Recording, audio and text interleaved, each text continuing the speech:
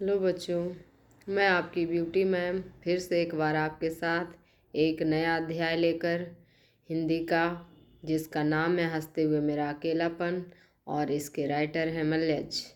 और यह एक डायरी है जो मल्यज ने खुद लिखी है।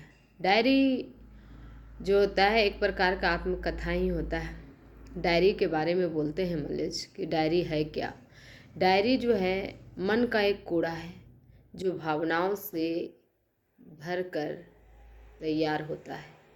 तो डायरी हम जो लिखते हैं उसमें है जो सुखद अनुभूति, दुखद अनुभूति, हमने क्या सीखा, हमने क्या पाया, है ना, हमने क्या सही किया या क्या गलत किया, वो सारी चीज़ें है जो उसमें निहित होती है।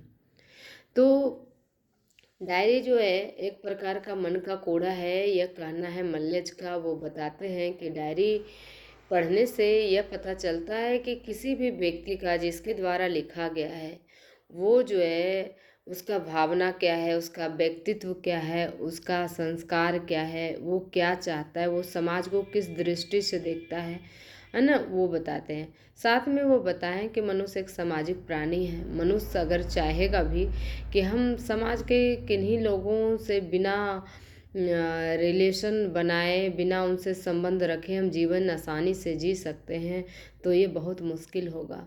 क्योंकि वो खुद मल्यज जो है एक काफ़ी गंभीर बीमारी से ग्रसित हैं और वो अपने जीवन के अंतिम क्षणों में भी जो है उस डायरी को ही अपना साथी समझ रहे हैं। और जीवन के ऐसी बात नहीं है कि वो समाज के लोगों से सामाजिक कार्य नहीं कर रहे हैं या फिर सामाजिक जो क्रियाकलाप है उसमें भागीदारी नहीं निभा रहे हैं, लेकिन उनका फैमिली का कोई विशेष इसमें बैकग्राउंड नहीं दिया हुआ है, कोई फैमिली का इसमें इंक्रोचमेंट नहीं है। तो ये देखने में लगता है कि जैसे मल्यज और उनकी डायरी, और वो जो सुबह से लेकर शाम तक जिन जिन लोगों के बीच रहते हैं, उनके कार्यों को देखते हैं, उसमें जो सामाजिक तौर पे वो महसूस करते हैं, जो उनको स्पेशल फील कराता है, चाहे उसमें बदलाव करने की आवश्यकता हो या वो अच्छी बदलाव हो, जो भी हो उसको वो लिखे हैं इस डायरी में। वो कहते हैं कि मनुष्य एक सामाजिक प्राणी है और इस समाज में अपने आप को अकेले रखना ये संभव नहीं है ना। हर किसी को लगता है कि हमारे साथ कोई पल दो पल बैठे, हम उससे अपने मन की बातें करें, है ना। तो ऐसी स्थिति में अगर मनुष्य के एक मनुष्य दूसरे मनुष्य के साथ अच्छा रिलेशन नहीं बनाता है तो उसको अपना मन का भाव को भी व्यक्त करने वाला का अभाव महसूस होता है। फिर साथ ही यथार्थ शब्द आया है इसमें। यथार्थ, अर्थार्थ मतलब उसका हिंदी मीनिंग आप कह सकते हैं सही, सत्यता, यानी अंग्रेजी में ऑलमोस्ट ट्रू, है ना, ट्रूथ, जो सच्चाई हो, रियलिटी, है ना, वो होगा। तो उसमें बोलते हैं मल्यज कि आप जो है अपने यथार्थ को रचते भी हैं, यथार्थ को जीते भी हैं। यानी खुद जो आप सच्चाई मतलब तैयार आप सच्चाई के रास्ते पे चलते हैं और उसको जीते हैं, और दूसरों को भी, कहने का मतलब है कि आप जो भी रचना करते हैं उसका एक भाग आप जीते हैं और दूसरा भाग आगे के समाज के लिए छोड़ते हैं। अब आप ये सोचिए, हर मनुष्य अपना यथार्थ की रचना करता है और दूसरे के यथार्थ में जीता है और दूसरे के लिए यथार्थ छोड़ता भी है। मतलब आप ऐसे देखिए, अगर किसी चोर को पूछा जाए कि आपने चोरी की है, अगर उसे ये एहसास हो कि हम जब करने जा रहे हैं चोरी करने से पहले कि ये गलत था, तो वो क्या चोरी करता? यानी वो चोरी को कहीं ना कहीं अच्छा समझ रहा था। तो उसका अर्थार्थ यह है कि चोरी जो एक सामाजिक रूप से गलत है, कानूनी रूप से और भावनात्मक रूप से जो भी है, लेकिन वो जो चोर होता है वो तो उस समय उसको वही सही लगता है, वो तो यथार्थ अपना उसी को बनाता है, और वो उसका कुछ भाग वो खुद जीता है और कुछ दूसरे के लिए छोड़ देता है। मतलब अपने कहानी के किस्से अगर किसी को सुनाए, खास करके युवा वर्ग इसमें बहुत ज़्यादा तेज़ी से भटकते हैं। तो वो क्या होता है कि अरे मैं इतना नहीं कर पाया तो इतना जो है देखो, इतना इतने समय में इतना हमको आराम से हो जाएगा, तो इतना के लिए इतना पढ़ने की क्या ज़रूरत है, इतना मेहनत करने की क्या ज़रूरत है। चलो गलत रास्ते पर चलना बिल्कुल आसान है, भले ही उसका परिणाम आगे जाके दुखद होता है, वो देख नहीं पाते वो। तो अर्थात तो वो भी रच देते हैं, एक गलत रास्ते पर जो चल रहे हैं वो भी, एक जो सही रास्ते पर चल रहे हैं वो भी। अर्थार्थ की रचना हर कोई करता है, भले ही किसी का अर्थार्थ सही मामले में सत्य रहता है और किसी का उसके मामले में सिर्फ वो अपने आप में सही सोचता है, बशर्ते और सामाजिक लोगों के लिए वो बुरा भी रहता है। ये तो अर्थार्थ को इसमें मल्यज बोलते हैं कि मनुष्य अपना अर्थार्थ रचता भी है, अर्थार्थ को जीता भी है और दूसरे के लिए छोड़ता भी है और दूसरे के अर्थार्थ में भी जीता है।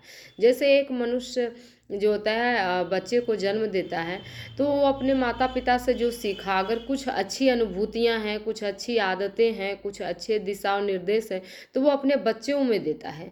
तो वो जो सच्चाई ट्रूथ उसको जो उसके पेरेंट्स से उसे मिले, वो जो पेरेंट्स बनते हैं तो वो किसी और को डिस्ट्रीब्यूट कर रहे हैं, मतलब अपने अगले जनरेशन को। तो वो भी यथार्थ की रचना कर रहे हैं और दूसरे के यथार्थ में जी रहे हैं और दूसरे के लिए यानी अगले पीढ़ी के लिए वो छोड़ भी रहे हैं। यही है ना। इसके साथ ही और बहुत सारे क्वेश्चन हैं, आंसर इसको आपको मिलेगा। जैसे कि इसमें है कि डायरी लिखना मुश्किल क्यों होता है। तो डायरी लिखना मुश्किल भी बहुत है, क्योंकि ये जो है ना शब्द और भाव का ऐसा तालमेल होता है कि अगर सही से इसकी बीच की रिलेशन बन जाए तब तो इसे लिखना बहुत ही आसान हो सकता है। परंतु होता क्या है कि भाव अलग ही रफ्तार पकड़ लेता है और शब्द का रफ्तार अलग हो जाता है।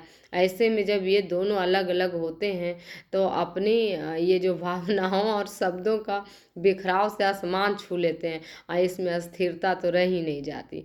तो ऐसे स्थिति में जब भी जो है डायरी लिखना आसान तभी बन पाता है जब अपने शब्दों और भावनाओं को जोड़ कर चलें और भावना को मतलब जड़ से उसे पकड़ें। वरना वो भावना है तो किसी के पकड़ में तो आती ही नहीं है, तो उसे शब्द में बांधना थोड़ा मुश्किल होता है, उसके बाद पेन पेपर पे उतारना और भी मुश्किल होता है। इसीलिए डायरी लिखना थोड़ा मुश्किल होता है ना। तो डायरी सभी को लिखना चाहिए, इसलिए हम तो ये चाहते हैं कि आप लोग भी डेली रूटीन में लिखें। ये नहीं, डायरी लिखने का मतलब ये नहीं होता है कि आज दाल खाएं कल चावल खाए थे और या फिर कुछ और भी है ना, जो भी खाना खाएं, ये नहीं होता है। डायरी लिखने का अर्थ ये होता है कि आपने 24 घंटे में अगर आज कुछ ऐसा स्पेशल चीज़ सीखा जो आपको आश्चर्यजनक लगा हो, या फिर किसी से हम आपने सीखा, या फिर आपको लगा कि हम में कुछ है जो अन्य लोगों से बिल्कुल अलग है, तो किसी को देने योग्य है, वो आप लिख सकते हैं, है ना। मतलब कुछ आश्चर्यजनक बातें, है ना, जो आपके दिल और दिमाग को झंझोर दिया हो, ऐसे है जो चीज़ों को लिखें, है ना। और ये डायरी जो होती है खुद के लिए ही लिखी जाती है, ऐसी नहीं है बात की है। भले ही कि इस डायरी का आत्मकथा जो मल्यज कथा वो पॉपुलर हुआ और लोगों के बीच आया, है ना। इनमें कुछ ऐसे सामाजिक तथ्य थे जो लोगों को समझना चाहिए था, जानना चाहिए था। वरना ऐसे लोग पर्सनली डायरी लिखते हैं अगर, तो वो उनकी प्रॉपर्टी होती है, उनकी बिना आदेश की किसी के पर्सनल डायरी को नहीं पढ़ना चाहिए, ये माइनर्स है।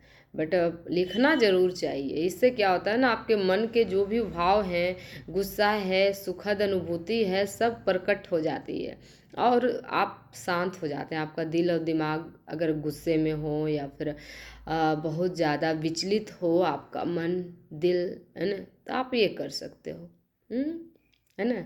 ऐसे जो पढ़ेंगे अच्छा ही लगेगा, अगर पढ़ने योग्य रहेगा आपका, आपका जो आप एक स्टूडेंट है पढ़ने योग्य ही होगा, है ना। डायरी में यही सब लिखे हैं मल्लेज, उम्मीद है आपको भी अच्छा लगेगा और आप भी डायरी लिखने के लिए प्रेरित होंगे। हो गए।